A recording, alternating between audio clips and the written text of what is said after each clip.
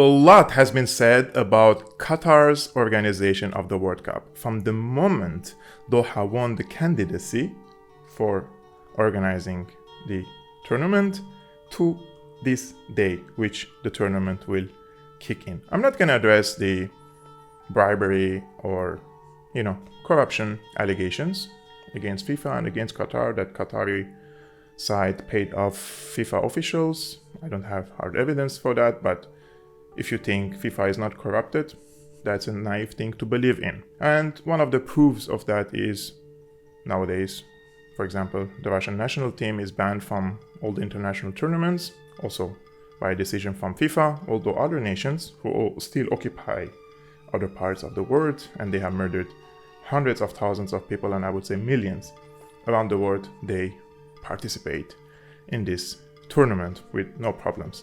Nevertheless, the focus of today's video is on Qatar, this tiny but very rich, extremely rich country, which I think will impress the world with its organization. And I think it has gained lots of experience in the past 2 decades since it started broadcasting football matches from all around the world.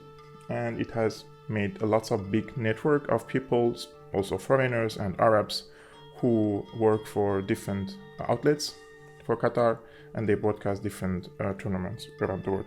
The criticism against Qatar today, mostly from the media, in my opinion, is hypocritical, because they only focus on the absence of the LGBTQ plus rights in Qatar and the ban on alcohol. I think every country and every people, they believe in certain values and they respect certain rights. And all around the world is the same. So imposing your values or certain human rights that you think is a priority on other nations is, in my opinion, fascistic. You cannot convince other people to believe in what you want to believe in or impose on them your way of life. People in the Middle East are different from other parts of the world. And even in Europe or in the United States, there is no consensus over the certain values or certain rights. So how can you even impose it on other nations which are different culture, different history, different geography, etc. And the other thing is the ban on selling alcohol. I think also it's a sovereign right for Qatar. I mean, I know it's hypocritical from the Qatari side to do it just 2 days before the tournament, because they promised FIFA that they will allow selling alcohol, and now they don't, because they just want to send message to the Arab world and the Islamic world that, look, we are this faithful and Islamic country, that we respect Islamic laws here. This is just a message for marketing purposes to the Arab and Islamic world. It has nothing to do with the Western world. But still, it's a sovereign right for Qatar. You like it or not, this is what Qatar decided. This is its own country. You have to respect that.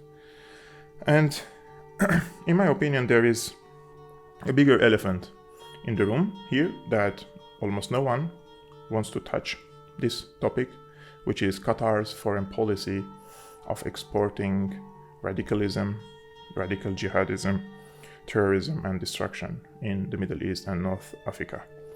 In my opinion, if FIFA wanted to prove that it's transparent after banning Russia from the tournament, it should have reconsidered Qatar's organization for the tournament, because Doha consciously agreed to play a destructive role in the region after the so-called Arab Spring, and it has supported as I mentioned, radical jihadists, the Muslim Brotherhood, Al-Qaeda affiliated groups, etc., and allowed them to become in positions of power in the region. And Qatar was capable of doing this through 3 means. First is money, second is media, and the third is religion. Money-wise, Qatar is extremely rich. It has huge gas fields that exports all around the world. It makes tens of billions of money every year. Media, Qatar has the strongest and biggest reach, I would say, of in terms of if you want to say a media that has the biggest reach around the Arab world is from Qatar, which is Al Jazeera channel. Then the third is religion. So through certain clerics, sheikhs, imams that Qatar supports and even attracts them to come to Qatar and sit in Qatar, who issue certain types of fatwas and instructions to the followers all around the world that we need to kill Gaddafi, we need to kill Assad, we need to overthrow Hosni Mubarak, we have to do, and they guide the people in the region through these clerics. Lots of people do not know about these things, and they think like people are reading some revolutionary books and they think that they want to make a revolution now. Most people who participated in these so-called Arab Spring revolutions were guided by these radical clerics. In Libya and Syria, for example, Qatar spent tens of billions of dollars buying weapons and training Al-Qaeda affiliated groups.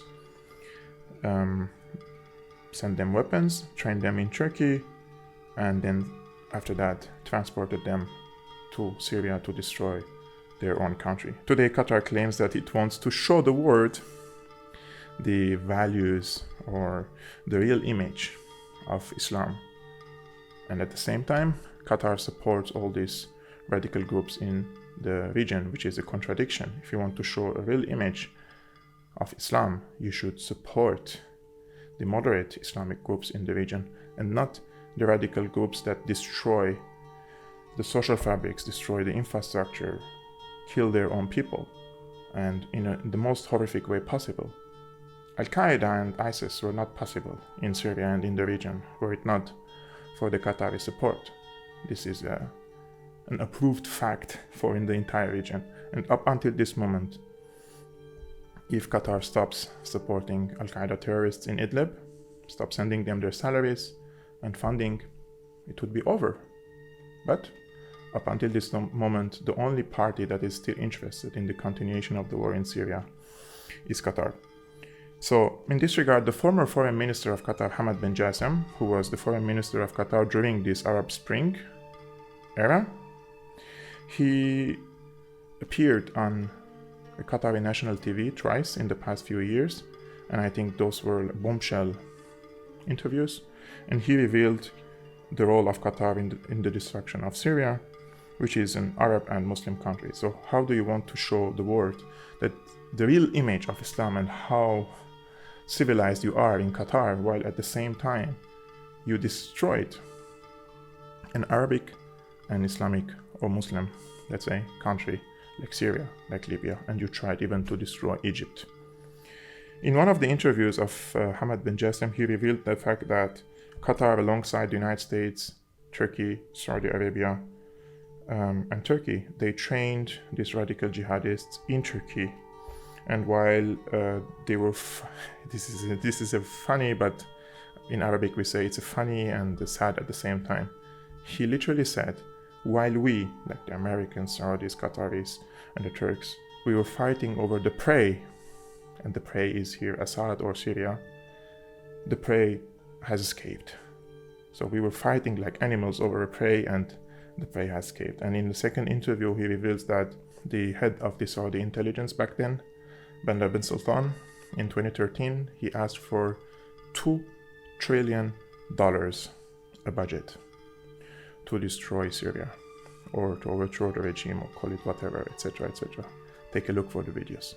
سوريا، أول ما بدأ الموضوع لسوريا توجهت للمملكة العربية السعودية وقابلت الملك عبد الله بناء، الله يرحمه، بناء على تعليمات من سمو الأمير الوالد.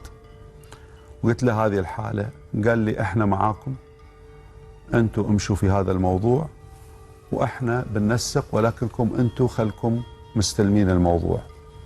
واستلمناه، ما اريد ادخل في تفاصيل، عندنا ادله كامله على الاستلام في هذا الموضوع، وكان اي شيء يروح لتركيا، وكان ينسق مع القوات الامريكيه. وكان توزيع كل شيء كان يتم عن طريق القوات الامريكيه والاتراك واحنا والاخوان السعوديين، وكان كل حد موجود العسكريين.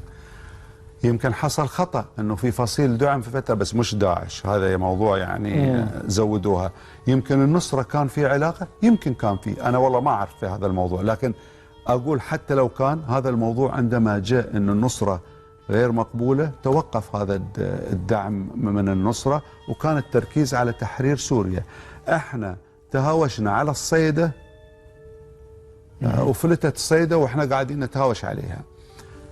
الآن انقتل في سوريا بشار موجود، طيب أنتم الآن تقولون بشار أوكي خلي يبقى، ما عندنا مانع، ما عندنا ثأر مع بشار ولا عندنا، كان صديق لنا. لكن أنتم كنتوا معنا في خندق واحد، غيرتوا قولوا لنا إحنا بنغير. So it's true that Qatar didn't invade directly other countries, but it has supported proxy groups, mostly radical Islamists, all over the region in Middle East and North Africa, and it allowed them to become in a position of power or control the political scene in these countries, or to have a foot in the political scene in these countries, in Tunisia, in Egypt, in Libya, in Syria, all over the region. This was the Qatari work. Money, media, religion. They succeeded in doing so. In Egypt, later they lost, thankfully, I would say, after Abdel Fattah al-Sisi came to power. In Syria, they are losing. In Tunisia, they still have some power. In Libya, they have a big power. The proxy wars that Qatar launched with the blessing of the United States and the request from the United States has killed hundreds of thousands of innocent people all around this region. 500,000 people died in Syria, and God knows how many people died in Qatar, and also radicalized millions of people. This is the big issue. It's not just it destroyed or killed innocent people, it radicalized millions of young people in the Arab region, which could be like a time bomb, ticking bombs in the future sometime. If anyone wants to explode the region again, millions of radicalized people are ready to do that, thanks to Qatar. So the United States expressed gratitude to Qatar for accomplishing all these achievements in the region by naming Qatar under the Biden administration a major non-NATO ally. Qatar is considered a major non-NATO ally for the United States. And this tells you everything you need to know about this country, which lots of people nowadays in the Arab world are celebrating. Look, we are showing the world the beautiful image of the Arab world or the Muslim world. This is Qatar. Were it not for the United States bases there and the policies of Qatar that was instructed by the United States to destroy the region, what is Qatar? When did Qatar have geopolitical influence in the region? It was the instruction of the United States to Qatar to play this role, and they did it successfully at certain time and certain geographies. Now, let's little bit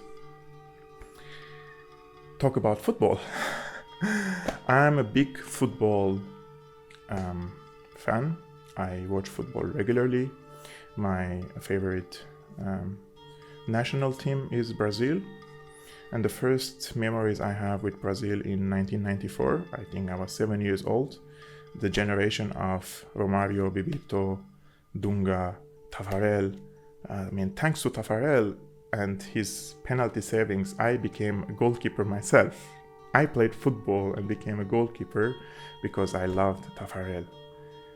And because Brazil won World Cup in 1994, and in 1996, when Roberto Carlos moved to Real Madrid, I became also a Real Madrid fan because of him, and till the moment I don't change national teams, or I would say the team like Real Madrid and Brazil are my favorites.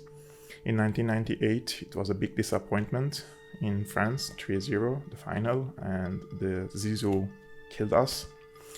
In that moment, 2002 in South Korea, it was great. The generation again, Ronaldo, Ronaldinho, Kaká, Roberto Carlos, etc. Emerson, Cafu, they won again. And since 2002, Brazil hasn't won the World Cup.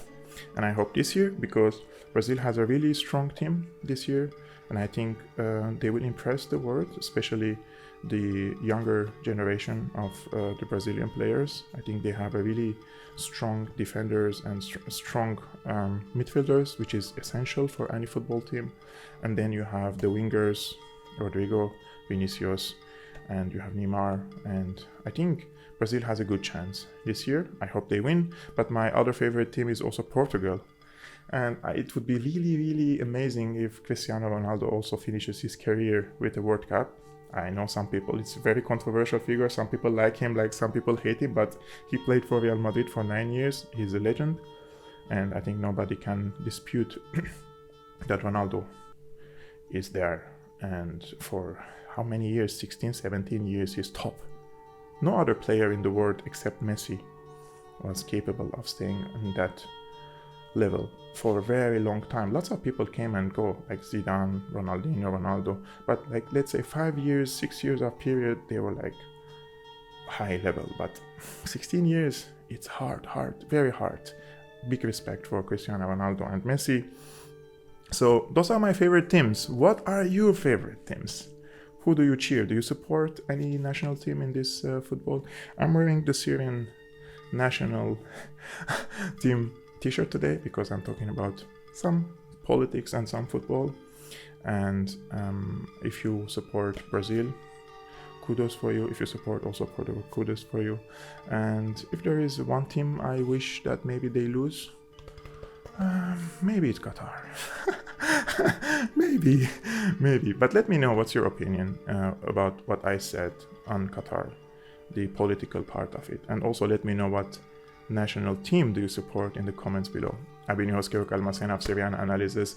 If you like my content, please subscribe and hit the like button. I think I deserve a wider, I would say, reach comparing to the effort and what I'm trying to deliver on this channel. It's mostly educational.